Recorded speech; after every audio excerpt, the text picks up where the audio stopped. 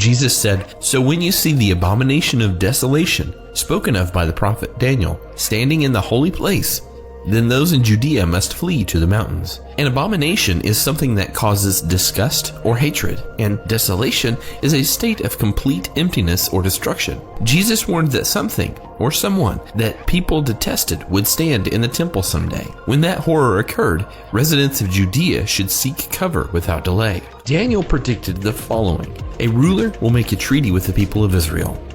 The terms of this treaty will be for a week, which we take to be a period of 7 years.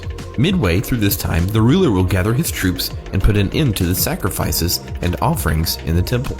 At that time, the ruler will desecrate the temple, setting up some type of sacrilegious object. The desecration of the temple will continue until the judgment of God is finally meted out on the ruler and his followers. 1,290 days, 3.5 years and 1 month later. Jesus referenced Daniel in his words in the Olivet Discourse. The prophet Daniel mentioned the abomination of desolation in 3 places. The wording in the above translations indicates that the abomination of desolation is an object. In some other translations, the abomination appears to be a person. On the wing of abominations shall come one who makes desolate. Daniel's prophecies about the abomination of desolation seem to have at least a partial fulfillment in 167 BC, when a Greek ruler by the name of Antiochus IV desecrated the temple in Jerusalem.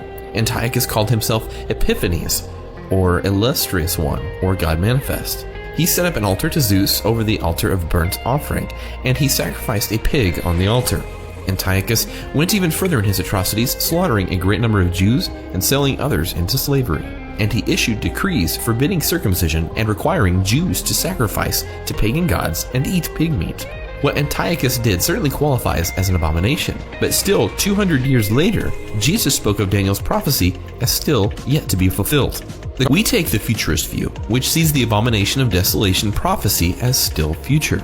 In our view, Jesus was referring to the Antichrist, who in the end times will establish a covenant with Israel for 7 years, and then break it by doing something similar to what Antiochus Epiphanes did in the temple. The sacrilegious object that Jesus called the abomination of desolation could be the image of the beast that the false prophet will order to be set up and worshipped. Of course, for Matthew 24:15 to be yet future, the temple in Jerusalem will have to be rebuilt before the tribulation begins. Those who are alive during the tribulation should be watchful and recognize that the breaking of the covenant with Israel and the abomination of desolation will herald the beginning of the worst 3.5 years in history.